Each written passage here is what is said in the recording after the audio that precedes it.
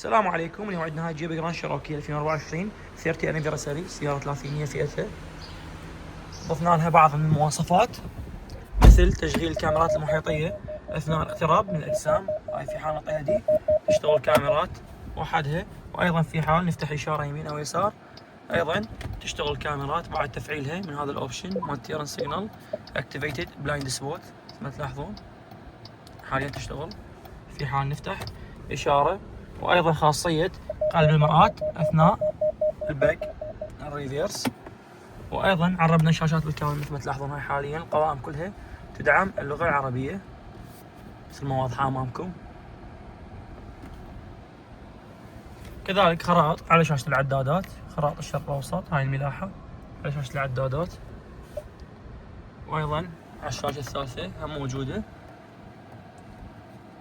حاليا تسميات المناطق،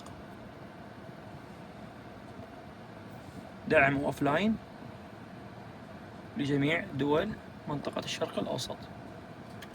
كذلك خاصية تنزيل تصعيد الجامات بالريموت مثل ما تلاحظوها، هاي تنزيل وهاي تصعيد.